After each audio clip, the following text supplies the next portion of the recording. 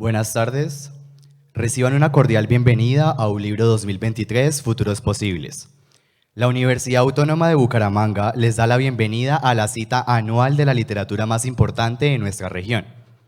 En esta edición, ULibro nos invita a reflexionar sobre los futuros posibles, un encuentro entre las utopías y las distopías, que nos sirva para articular propuestas que representen una ruta nueva y esperanzadora sobre la coexistencia de todos los seres que habitamos este planeta.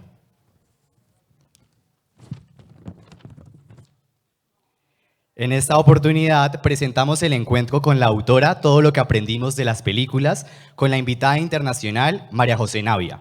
La escritora chilena es magíster en Humanidades y Pensamiento Social de la Universidad de Nueva York y Pensamiento Social de la Universidad de Nueva York y doctora en Literatura y Estudios Culturales por la Universidad de Georgetown. Autora de los libros Sand, Kintsugi, Instrucciones para ser feliz, entre otros. En 2022 fue seleccionada como una de las 5 finalistas del Premio Internacional Ribera del Duero por este libro de cuentos inédito que hoy nos presenta. Como moderador de este encuentro la acompañó Santiago Díaz Benavides, periodista y editor junior. Actualmente trabaja en Infobae Colombia como el encargado de la sección Leamos. Ha sido colaborador de medios como Libros y Letras, El País de Cali, El Tiempo y El Espectador. Bienvenidos.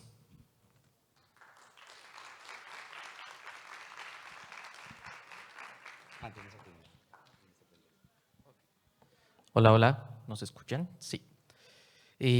Bueno, buenas tardes, muchísimas gracias por asistir, gracias a ULibro por tenernos aquí, María José, hola. Bueno, pues nada, vamos a hablar de un libro de cuentos que prácticamente está recién salido del horno. Lo encuentran ustedes en librerías hace relativamente muy poquito y es Todo lo que aprendimos de las películas. Esta es una colección de cuentos con la que María José quedó finalista de la edición 2022 del Premio Internacional Ribera del Duero, que es uno de los premios hoy por hoy más importantes en la categoría de cuento. Y bueno, pues vamos a darle a esto. María José, yo quiero que nos comentes de arranque, bueno, estos son 10 cuentos. Y estos 10 cuentos tienen como particularidad, todos ellos, el tema del cine, pero no de una manera explícita de entrada. Los habita, el cine los habita, así como también los habita otro arte, que es la duda. Los cuentos aquí consignados nos dejan haciéndonos preguntas todo el tiempo, una y otra vez, acerca de todo. ¿Qué tanto hay en esta escritura de planificación detallada versus la improvisación propia del acto creativo? ¿Y hasta qué punto estas preguntas que los lectores nos vamos haciendo son conscientes por parte de la autora?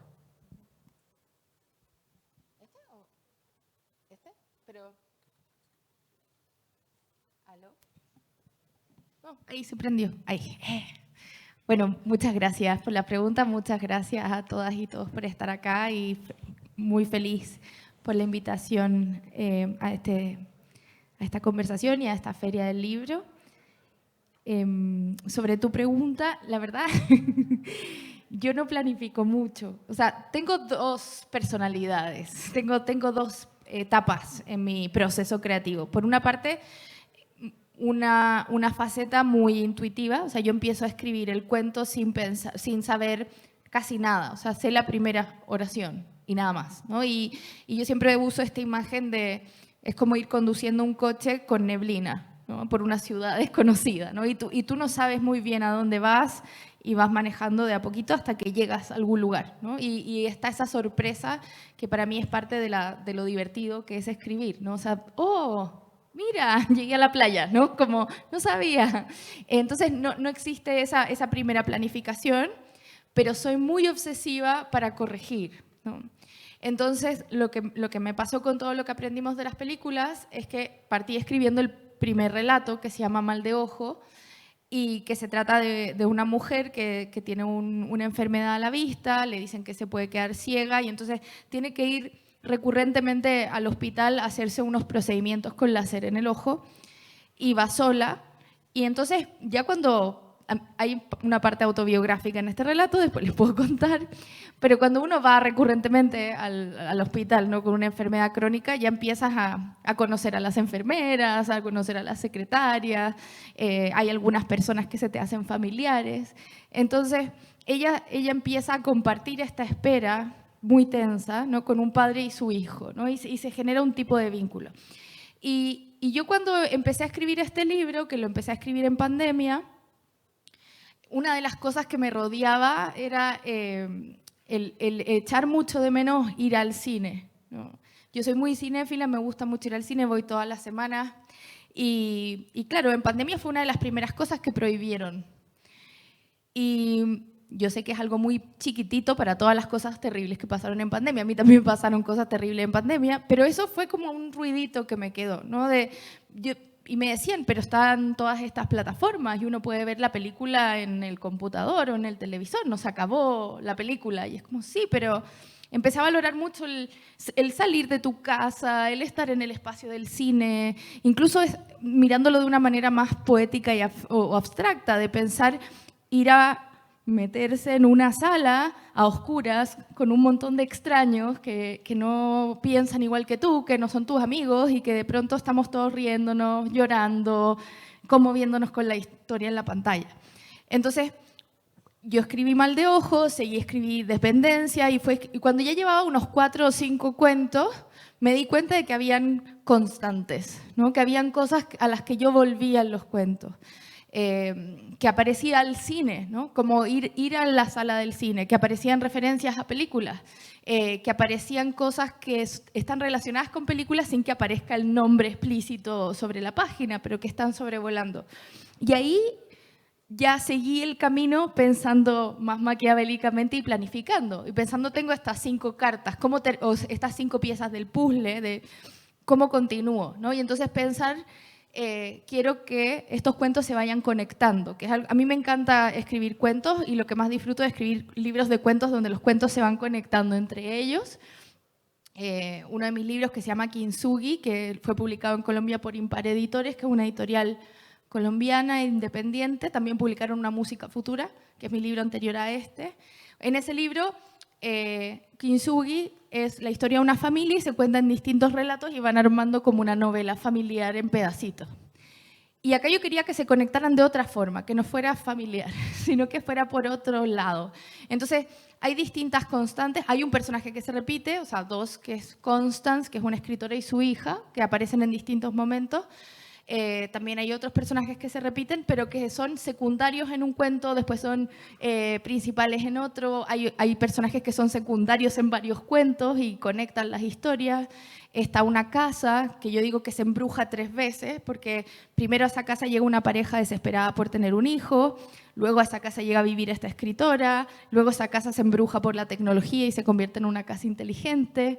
Entonces, ya cuando iba armando más conscientemente sabiendo, ok, lo estoy conectando y lo estoy conectando así, ahí sí me pongo muy obsesiva de dónde puedo meter otra conexión, este personaje que es un niño en el primer cuento, que sea el padre del personaje de este otro cuento, y empiezo ahí sí a hacer mapas y tirar líneas y flechas de un lado para el otro. Pero cuando empiezo a escribir, ningún plan, ningún mapa, nada. Ok. Esa planificación me parece interesante porque de repente cuando estás leyendo los cuentos alcanzas medio a intuir un poco esa procedencia de la que me hablas. Bueno, acabas de mencionar, el libro surgió durante la pandemia, empezaste a escribirlo en este periodo, y en los cuentos es posible encontrar algunos elementos de carácter distópico, futurista, si se quiere. ¿Cómo influyó y qué tanto la atmósfera global de ese momento en tu escritura? Es raro porque mi libro anterior, que es Una música futura, tiene más cosas distópicas y fue escrito antes de la pandemia. Y de hecho se publicó el 2020 y todos decían, oh, claro, es preciso para este momento. Y yo decía, sí, pero este lo escribí el 2019, solo que salió publicado el 2020. Pero sí, sí está el momento, como tú dices, este momento global en varias cosas. Yo cuando lo estaba escribiendo pensaba, no quiero que aparezca la pandemia, quiero escribir de cualquier cosa menos de la pandemia. Estaba agotada del tema, entonces no quería que hubiera nada, ninguna referencia. Y cuando yo presenté el manuscrito al concurso eran 7 relatos, ¿no? Y el cuento donde se menciona una pandemia más específicamente es Gretel, que lo puse después, o sea, no, porque fue una pieza que yo dije, este es el embrujo que le falta a mi casa, quiero que la casa sea este ser inteligente y entonces ese perfume a distopía que dices tú, ¿no? Un coquetear con la distopía sin que sea un libro distópico, hay como una cosa inquietante, ¿no? Hay historias familiares y de fondo se está acabando el agua, los peces ya no se pueden comer, ¿no? Hay como unos ruiditos en el ambiente, ¿no? que están por ahí. Y entonces no quería que estuviera la pandemia. Y después cuando ya estaba el libro completo y lo estaba revisando, pensé, este es evidentemente un libro de la pandemia, ¿no? Es un libro de gente encerrada en su casa, ¿no? Como las personas que están encerradas en sus casas en este libro no es por una pandemia, bueno, en un solo cuento, pero es esa sensación de relatos donde el espacio que tú habitas adquiere mucho protagonismo, ¿no? Y entonces, claro, porque yo decía, es el libro de una escritora encerrada en su casa viendo películas como loca porque creía que se iba a acabar, ¿no? Como voy a ver todas las películas que pueda antes que se acabe el mundo, ¿no? Entonces, y dándome cuenta de la importancia que tenían para mí como persona y como escritora. O sea, yo siento que yo me nutro de películas, me nutro de libros, ¿no? Y todo eso me hace la escritora que yo soy. Y para mí escribir es seguir leyendo o leer de otra manera, ¿no? Y mis libros tienen muchos epígrafes y hay referencias a cosas, ¿no? Porque para mí es seguir esa conversación, ¿no? Entonces, creo que el ambiente que se metió en este espacio de la casa y en esta nostalgia por el cine, ¿no? Que viene de ahí, ¿no? Viene motivada por la pandemia. Bueno, en todo lo que aprendimos de las películas, exploras diferentes temáticas y hay unas en particular que me llamaron la atención que tienen que ver con los escenarios o los distintos escenarios de las vidas de las mujeres. Tú hablas aquí de una aparente esclavitud al mandato de la belleza, por ejemplo, las presiones sociales que llegan a asfixiar a una mujer. ¿Qué te motivó a tratar estos temas? Y ya sabemos que no fue de manera consciente de repente, porque como bien lo aclaraste al inicio, no escribes teniendo como un tópico claro para dónde vas, sino que va surgiendo. Pero en esa medida, conforme ibas escribiendo, de repente dijiste, ok, aquí hay algo de la feminidad que me interesa profundizar. Sí, o sea, de nuevo, no tanto como desde el plan, ¿no? Pero sí, yo creo que hay una constante en mi obra, así como mirándola hacia atrás, mis libros, y me doy cuenta, ¿no? Que las historias que me interesa contar son historias de mujeres, y en mis libros, por lo general, los personajes principales, las protagonistas, son las mujeres, y muchas veces son las narradoras que narran en primera persona, ¿no? Entonces, en todos mis libros hacia atrás, o sea, es algo que pasa, ¿no? Pero yo siempre trato con cada libro de hacer yo le digo como que tuviera patines y aprendo a hacer una pirueta ligeramente distinta, me atrevo un poquito más, hago algo un poco distinto para que no sea el mismo libro cada vez. Y entonces una cosa que me importaba mucho en este libro, cuando ya llevaba varias historias, de nuevo eran muchas mujeres, ¿no? Yo quería primero, que el cuerpo estuviera muy presente. En mis libros anteriores yo sentía que mi exploración del mundo de las mujeres estaba más en sus cabezas, ¿no? Y en meterme adentro de sus cabezas y de sus corazones y lo que están sintiendo, lo que están pensando. Y pensé, acá yo creo que el cuerpo importe, ¿no? O sea, esas cabezas que piensan tantas cosas están en cuerpos que sangran, en cuerpos que duelen, en cuerpos que están enfermos, en cuerpos que son incómodos, en cuerpos que desean, en cuerpos que sienten placer, ¿no? Y yo quiero que ese cuerpo esté en la página, ¿no? Y distintos cuerpos. Y también quiero que por lo mismo mis personajes vayan creciendo. O sea, yo quiero que estas mujeres verlas en la niñez, en la adolescencia, quiero verlas cuando cuando son adultas y quieren concebir y el cuerpo no les funciona para eso, ¿no? Quiero verlas cuando les llega una enfermedad que les altera los ojos, o hay otra niña que tiene un tema en la lengua, que tiene unas grietas, entonces no puede sacar la lengua y estás, qué ganas de sacar la lengua y no puedo porque me siento un monstruo. Y también lo que tú decías del mandato de la belleza, o sea, hay un cuento que se llama Sacar la lengua, que es este, y es un personaje que se siente muy incómoda con su cuerpo porque además tiene una madre muy obsesionada con cierta imagen de belleza que la hija no calza allí, ¿no? Entonces eso genera mucha fricción entre ella y su madre, y la madre, que fue muy bella o es muy bella, está aterrada porque está envejeciendo, ¿no? Y entonces la hija ve esa desesperación de la madre, de que no quiere envejecer, poniéndose muchas cremas, inyectándose botox, no sé cómo. Y por otra parte ella tratando de entender su propio cuerpo y su adolescencia. Entonces, esa era mi idea aquí, ¿no? O sea, volver a personajes femeninos, pero acercarme a esas cosas también que no se cuentan, o sea, mujeres que experimentan abortos espontáneos, ¿no? Y que pierden hijos, pierden embarazos, y esas historias que no se cuentan, ¿no? Por distintas razones. Entonces, me quería meter en esas cosas que yo también veía a mi alrededor y que no las veía contadas tanto en la literatura. Bueno, otros temas que de repente nos encontramos aquí son la escritura misma, la reflexión sobre la escritura misma, la visión, la maternidad y la pérdida.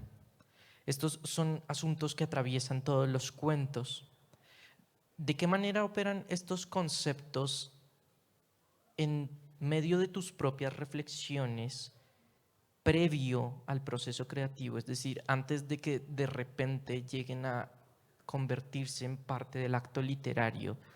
La María José Navia, que también es lectora, que es cinéfila, que es mujer, que de repente no está pensando en ese momento en escribir un cuento, pero sí está pensando en uno de estos asuntos. ¿Cómo opera eso? Yo creo que los escritores, las escritoras, siempre estamos como con una antena que está detectando cosas y las pesca o cosas, una esponja que va absorbiendo lo que está a su alrededor. Y a mí me pasó en los años en que estaba escribiendo el libro y anteriores, de ver muchas historias de amigas mías que estaban teniendo problemas para concebir y estaban con tratamientos de fertilidad, a veces exitosos, a veces no exitosos, con pérdidas, ¿no? Y yo veía mucha literatura sobre la maternidad, pero no veía tanto esas historias, las que yo tenía al lado, ¿no? El WhatsApp que me llevaba de mi amiga sufriendo porque no había resultado de nuevo, ¿no? El procedimiento, por ejemplo, y que sentía que se le estaba acabando el tiempo y toda esa frustración, ¿no? Y pensaba entonces, para ilustrar mi proceso creativo loco, pero entonces yo quería escribir de estas historias, ¿no? Una cosa es la maternidad, y pensamos la maternidad como cuando ya tienes a tu hijo, pero ¿qué pasa con esas mujeres que quedaron embarazadas, pero el embarazo no llegó a término? ¿Qué pasó con ese tiempo, con esas historias? ¿Esa persona fue madre en esos 5 meses, 6 meses? ¿No? ¿Qué pasa con esas historias? ¿No? ¿Qué pasa con mis amigas? ¿No? Y quería contar esa historia, pero no sabía cómo, y porque no planifico, ¿no? Entonces necesitaba esa primera línea, porque llega esa primera línea a mí, yo me puedo sentar al computador y escribo mi cuento. Antes no, antes tomo notas, antes leo, pero no me siento a escribir. Y justo pasó en los tiempos de la pandemia, que yo siempre viví en apartamentos muy chiquititos, y por cosas de la vida me pude cambiar a una casa por primera vez hace 2 años, y una casa pequeñita.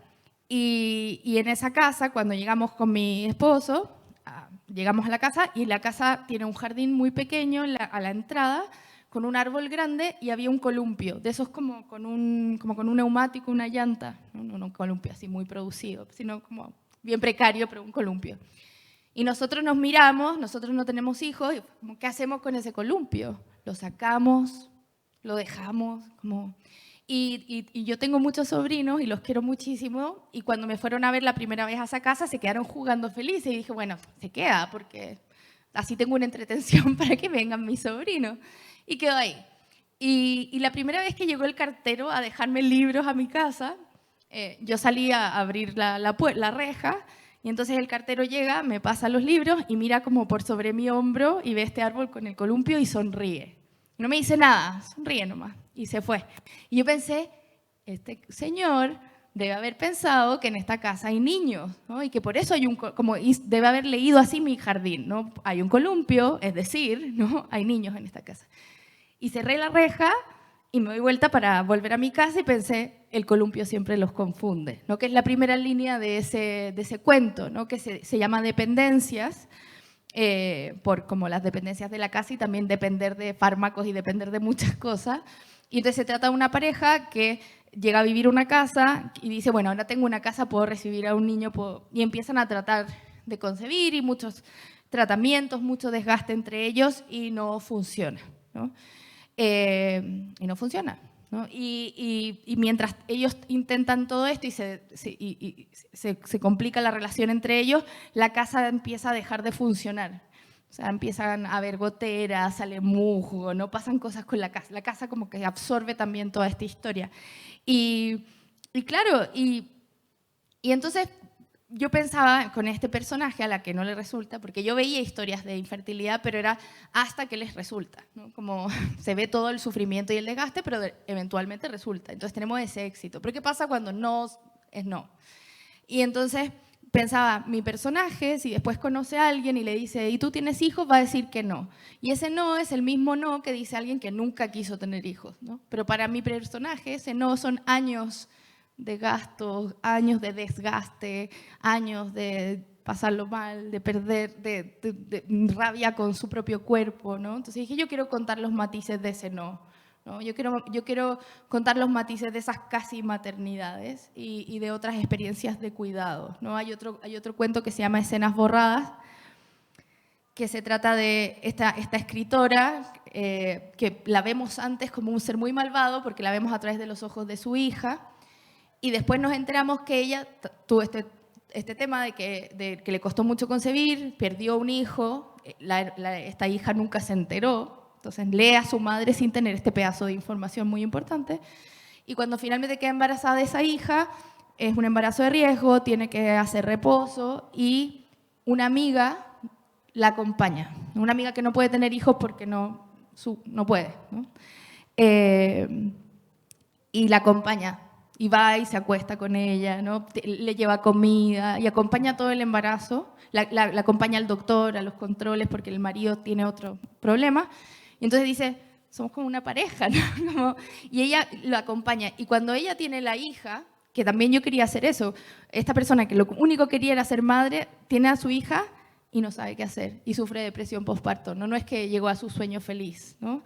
Y entonces no sabe qué hacer con su hija, y la misma amiga dice, yo me encargo. Tú anda recuperándote a poco, yo voy a llevar a tu hija al parque, yo voy a alimentar a tu hija, yo me voy a encargar, ¿no? Y entonces esas casi maternidades, ¿no? Como esa cercanía y ese acompañamiento nada, perdón, me alargué un montón para contar mi historia, pero me interesaban esos casis, ¿no? Que eran los casis que yo veía a mi alrededor y que no veía tanto ni en la literatura ni en el cine, ¿no? Y que me parecía que era un tema a veces medio tabú, que no se cuenta y que no hace bien que no se cuente.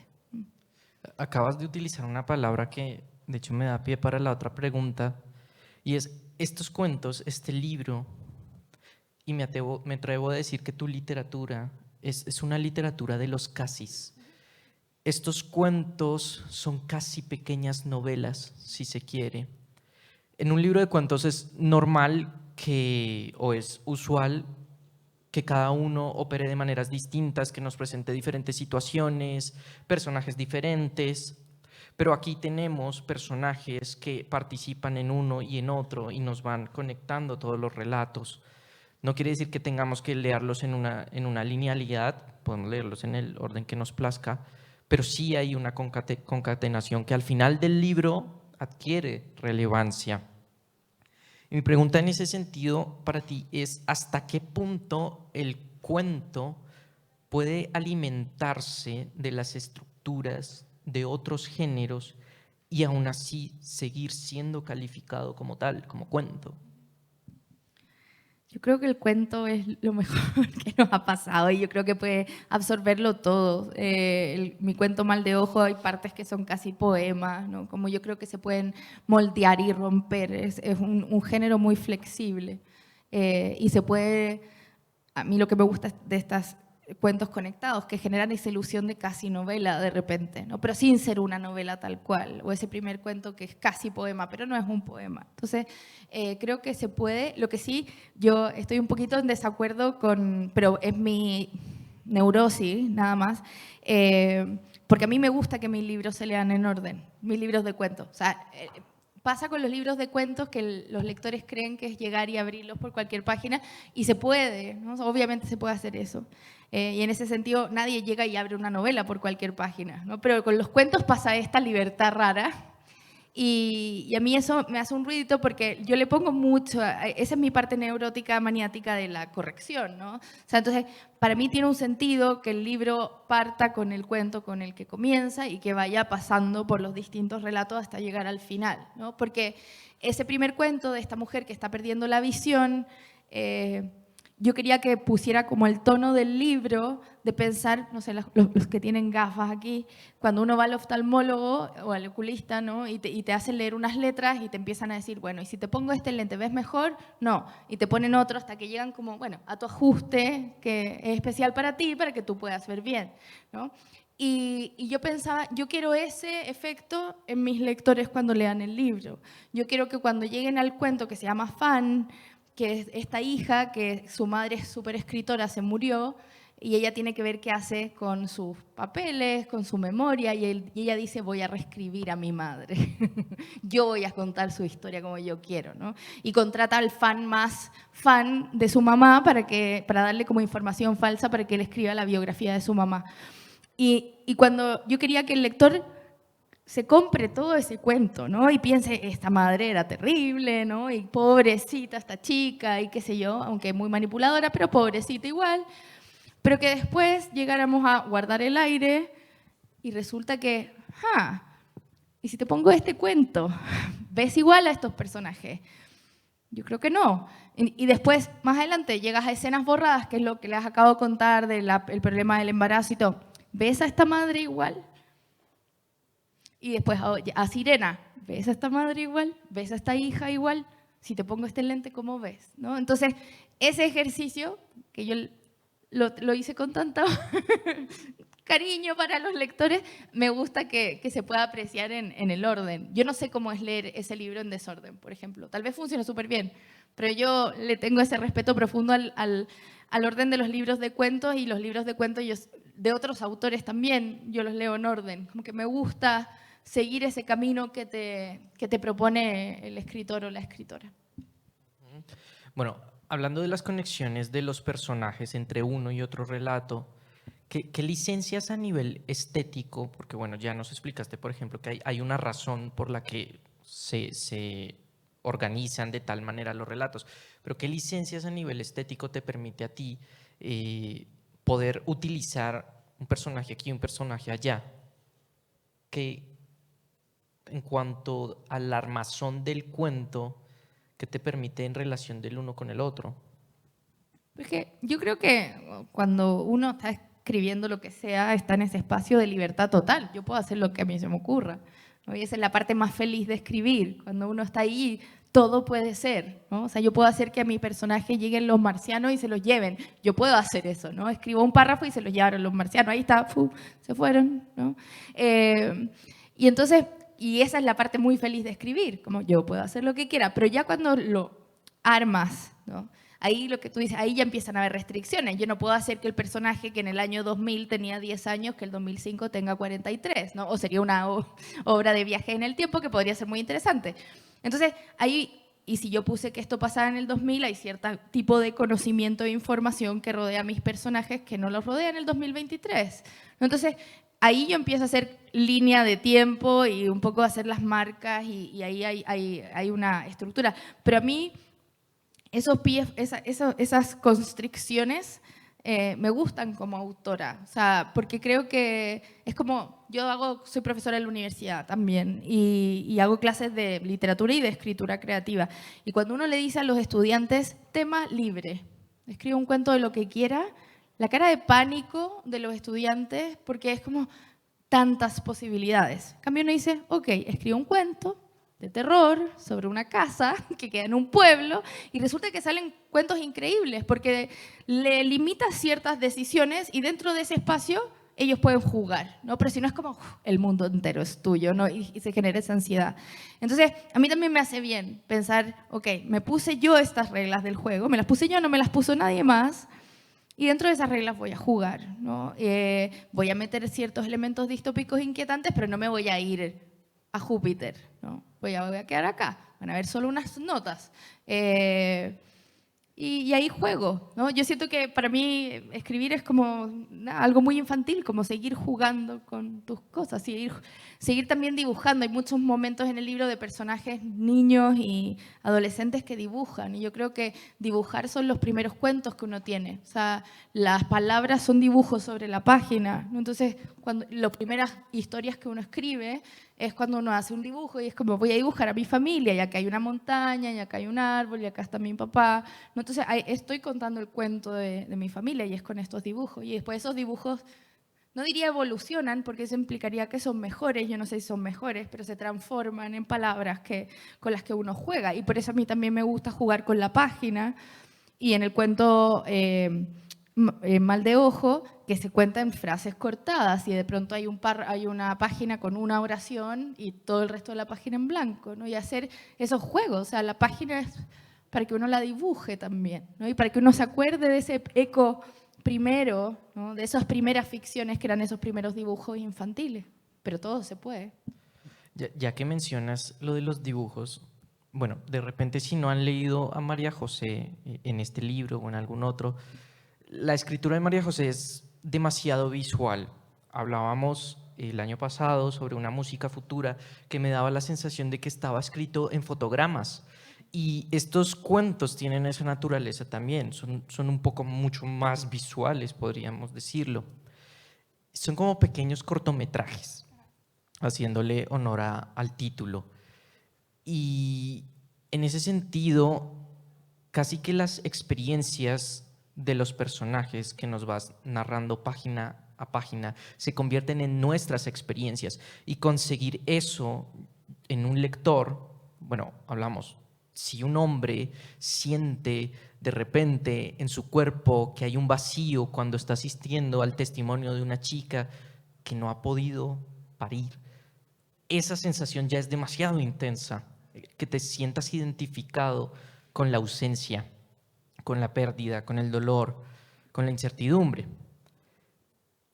Si yo te preguntara, ¿qué es todo eso que aprendemos de las películas que al final nos termina no por someter, sino por definirnos?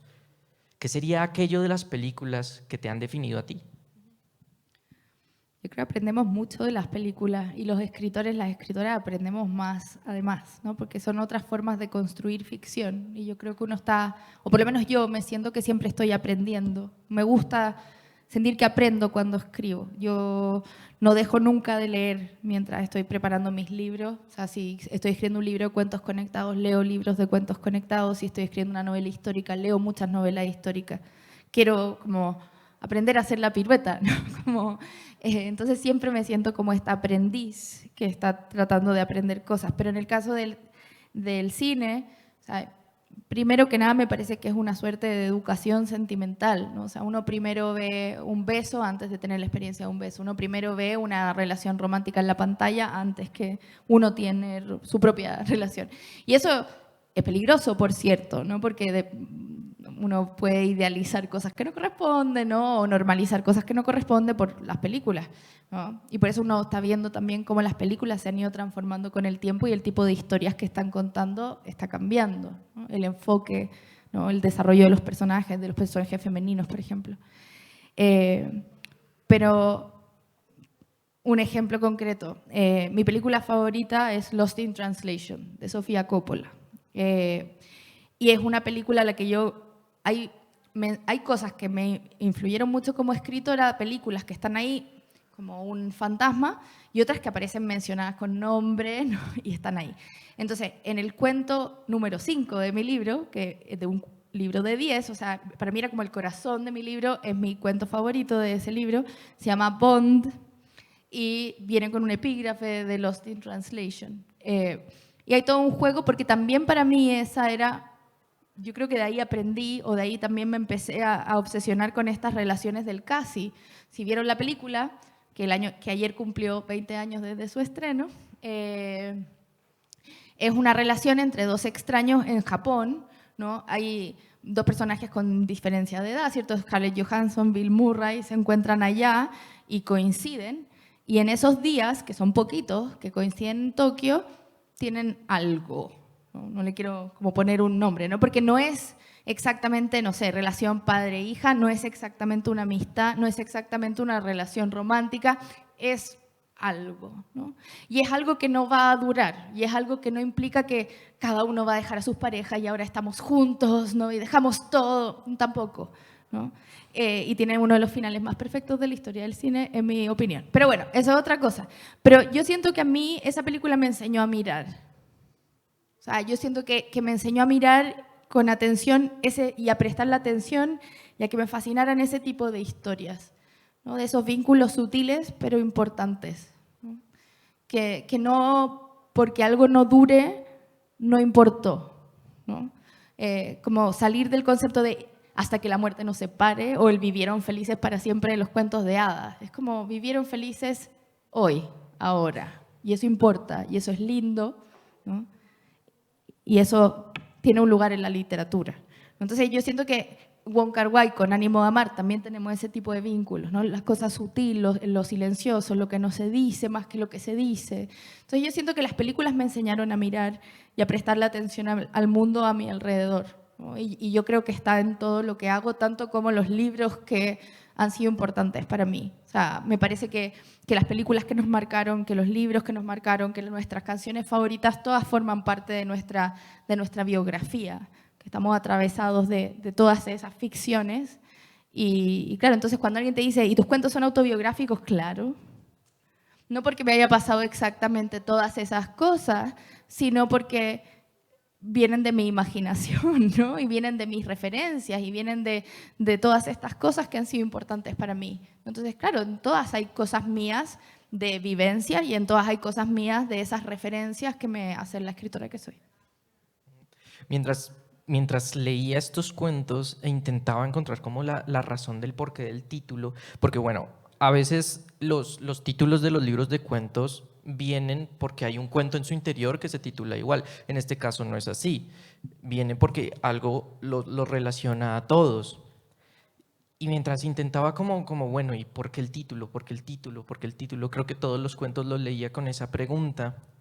Se me vino a la cabeza una novela muy bella de un escritor colombiano, Juan Diego Mejía, que es la historia de un padre y su hijo. Quien narra es el niño en Medellín, esto es los años 70 más o menos, y la única forma que tienen ellos dos para estar juntos en el mundo es a través del cine, es en la soledad del cuarto oscuro, por así decirlo, frente a una pantalla, el único momento en que el niño puede ver a su padre como lo que es realmente, no el hombre que llega tarde a casa, ebrio, cansado de la vida, que golpea a su madre, no ese hombre, su padre, el genuino, el que de repente es el sujeto al que él ama. Y el niño resuelve todo lo que siente, todo lo que ve en una frase que es la que termina titulando la novela. Y es que el cine es mejor que la vida. Hay una escena bellísima en esa novela que están viendo una película de vaqueros en la sala de cine y el niño se está perdiendo toda la película porque está mirando a su papá mientras él está mirando la película, y él lo mira todo el tiempo y se da cuenta de sus gestos, de la forma en que sonríe, porque su papá nunca sonríe. Y entonces él dice, ¿qué otra cosa sino el cine puede darme la vida que tanto anhelo? Y bueno, realmente estos cuentos, como lo dije ahorita, que son pequeños cortometrajes, nos permiten hacer esa reflexión, ¿no? Hasta qué punto nosotros narramos el cine y hasta qué punto el cine nos narra a nosotros. Y yo creo que esa es la pregunta vital que uno se lleva de este libro, ¿no?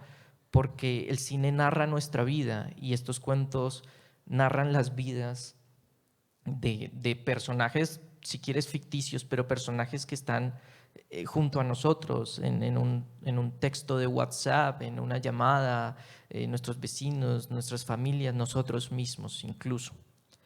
Ya para ir cerrando y darle paso a la gente que pregunte, quiero preguntarte si pudieras en este momento, en una sola frase, decir ¿qué es eso que las películas nos dejan? En una sola frase, ¿cuál sería? Todo. O sea, yo creo que eso, lo que decías tú antes, yo creo que los límites entre nosotros y las películas y los libros y todo es muy porosa. Y no es que yo voy y consumo una película, la película también como que me absorbe y se genera algo importante ahí, ¿no? Entonces yo creo que me quiero correr a leer la novela que mencionaste, me parece muy, muy bonito. En ese cuento Bond que les contaba también hay un ex de la mamá de la protagonista, no le digo padrastro porque es como una pareja que tuvo así muy brevemente, pero que se genera un lazo y por eso se llama Bond. Yo me quería reír un poco del lector que dice, películas, este es mi cuento de James Bond. Y es como, no, es un cuento porque este señor le hacía clase, le ayudaba con las tareas de inglés a la niña. Y entonces le dice Bond y dice James Bond y dice no, Bond en inglés significa un lazo, un vínculo, ¿no? Entonces hay ese juego de palabras. Y ellos también no hablan mucho, pero van al cine juntos. Y cuando van al cine y ya se acabó la película y están rodando los créditos, él le hace preguntas importantes a ella y es como esta suerte de confesionario en el cine. Entonces yo creo que es esa intimidad y esa vulnerabilidad y yo creo que es muy bonito lo que tú dijiste de quiénes somos cuando estamos viendo una película, ¿no? Como cuál es como cuando uno ve una película, por lo general es uno viendo la película, pero pensar en eso, que alguien te está mirando mientras tú ves la película, ¿no? O cuando uno mira al lado y la persona que tal vez era hasta media grosera, te empujó cuando se sentó, resulta que está llorando desconsolada con la escena al frente, ¿no? Entonces yo creo que nos revela algo de quiénes somos que no está en otra parte, ¿no? Entonces por eso me gusta invitarlo al libro y también como una forma de homenaje y de agradecimiento, porque si lee esas películas yo no sería ni la persona ni la escritora que soy. Pues bueno, nos quedan 10 minuticos que son para ustedes. No sé si alguna quiere hacerle una pregunta a María José, algún comentario, algo que decir. Si no, pues seguimos con otra pregunta. Adelante. ¿No todos al mismo tiempo? Listo. Sigamos entonces. Bueno, cuando... Somos la película. Somos la película. Bueno, has dicho que de repente tu cuento favorito es Bond. El mío, o los míos, dependencias, escenas borradas y con sacar la lengua yo tuve no voy a decir que una iluminación, pero sí de repente ¿sabes? Como cuando sientes que ya viviste algo. ¿Has leído a Samantha Schweblin? Bueno, este cuento me transportó de nuevo a ese universo schwebliniano, si podemos llamarlo así, de Pájaros en la boca, por ejemplo, en donde estas descripciones que no son demasiado detalladas sobre el cuerpo, sobre el acto de abrir la boca, digamos. En tu cuento, esto es demasiado gráfico, pero no hasta el punto en que se hace grotesco, sino al punto en que cuando yo leía, por ejemplo, ciertas descripciones, ella como luchando por querer abrir la boca y en realidad se cohíbe, sientes en tu propia boca como algo de eso, ¿no? Y yo me preguntaba, bueno, ¿y de qué manera María José, escribiendo este relato, se conecta tanto con estas experiencias? ¿Es tan vivido como llega uno a sentirlo para ti? Sí, pero no en el sentido de... me involucro mucho con lo que estoy escribiendo y eso como que me juego eso en el lenguaje y en la manera de contar, pero no necesariamente en estar sufriendo mientras escribo una escena sufriente, ¿no? en este libro anterior que les comenté que se llama Kintsugi, que es esta familia rota, es un libro bien triste. Me acuerdo que me entrevistaron en un programa en Argentina y me dicen como, sufriste mucho mientras escribía este libro tan triste y desolador. No, yo lo pasé increíble, lo pasé muy bien, porque al final está de nuevo ese gozo de, oh, puedo hacer esto, voy a hacer esto, como voy a pintar esto de este color acá, ¿no? Y me resulta lo que yo quiero, ¿no? Pero entonces no está ese sufrimiento de, oh, sufro cuando ella habla de su cuerpo, sino como la felicidad de poder contar eso de la manera que yo la quiero contar, ¿no? Y a mí me gusta mucho cómo quedó esa parte en particular de ese cuento en la que ella habla de sentir que no puede sacar la lengua, ¿no? Y de que su lengua era como un planeta extranjero, un planeta alien. Y de nuevo, como me hace muy feliz lograr ciertas piruetas, ¿no? Entonces yo siento que en ese cuento logré varias piruetas que quería hacer y entonces me involucro en tratar de, muy artesana, ¿no? Como tratar de que el lenguaje muestre y haga lo que yo quiero que haga y está ese gozo por sobre cualquier otra cosa. O sea, yo no estoy sufriendo en las partes tristes de mis libros, yo estoy pasándolo increíblemente bien porque estoy logrando algo que quiero lograr, ¿no? Y bueno, ya para cerrar, me gustaría que nos contaras un poquito cómo es el día a día de María José en plan de voy a escribir un nuevo libro. O sea, ¿cómo empiezas? Ya que no planificas, me causa mucha curiosidad eso. Sí. Yo escribo muchos libros a la vez, además. Entonces, cuando estaba... Yo creo que también, por eso también a veces a los escritores nos preguntan como por el síndrome de la página en blanco, ¿cierto? El bloqueo del escritor. Yo digo, yo nunca he sentido eso porque si estoy escribiendo todo lo que aprendimos de las películas y hay algo que no funciona, tengo como 3 otros libros, entonces me salto al otro libro hasta que puedo volver a este. Entonces, no es que nunca me bloquee, sino que hay tantas pestañas abiertas en mi cerebro que me voy a la otra pestaña. Entonces, y voy saltando de libro en libro dependiendo de qué. Entonces, cuando yo estaba escribiendo todo lo que aprendimos de las películas, tenía algunos cuentos avanzados, también iba a medio camino con una novela sobre el Mago de Oz, que es mi próximo libro, y también estaba con otra novela que es la continuación de un cuento de una música futura que se llama Panda, que es sobre unos tiroteos en una universidad. Estaba con esos 3 libros más un libro de ensayo, así la dispersión total. Y entonces iba así, que es la peor idea, yo no lo recomiendo porque uno avanza muy poquito en cada libro, porque obviamente tampoco las horas son infinitas, yo soy profesora en la universidad, no es que me dedique solo a escribir en mi casa. Entonces tengo que robarle horas a la vida para poder escribir. Y entonces, y me pasó que cuando el año 2021, como que pasé del 2020 al 2021 con estos libros. Y decía... Y veía que se acercaba el 2022 y decía, no quiero pasar con 3 libros o 4 a medio camino para el... Basta, hay que terminar alguno. Y entonces, justo así como esas cosas que pasan, vi que estaba el concurso Ribera del Duero. Es un concurso que es cada 2 años, entonces por eso no es que siempre está y ya no me acordaba cuándo tocaba. Y vi el anuncio y dije... y que es, como tú decías, es el concurso más importante para libros de cuentos, ¿no? Es el premio que es más dinero, más prestigioso para un libro de relatos inédito. Entonces dije, ok, voy a quitarle un poco de atención a tanta dispersión y me voy a enfocar en el de cuentos. Y ahí empecé el resto de ese año, del 2021, a trabajar solo en ese libro y cada momento de mi vida que podía dedicarle se lo dedicaba y al principio... completando los cuentos que faltaban y una vez que los tenía todos los días leyendo el libro completo y ajustando tuerquitas por aquí, cositas por allá y así hasta final de año y entregué el libro. El libro se entregaba el 31 de diciembre a las 12 de la noche, lo entregué el 31 de diciembre a las 11:54 minutos, ¿no? Como que me lo quiten. Para no llevármelo al otro año. Y tuve la fortuna de que les gustó al jurado y quedó finalista y luego me ofrecieron publicarlo.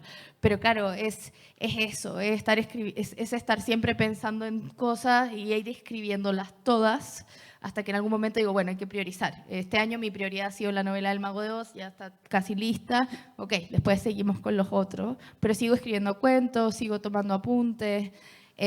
Porque para mí, de nuevo, la literatura como esa conversación constante. Yo también hago clubes de lectura, escribo reseñas en periódicos, entonces todo eso forma parte de su universo. Entonces todos los días estoy en algún momento leyendo y escribiendo y tratando de aprender. Entonces, en el caso del libro El Mago de Oz he tenido que investigar mucho sobre la película, los libros, la vida de Judy Garland, la vida del autor, la historia de Estados Unidos en ese momento, el Hollywood antiguo, ¿no? Entonces, nada, investigar, aprender, escribir, ahí estoy, con los crayones.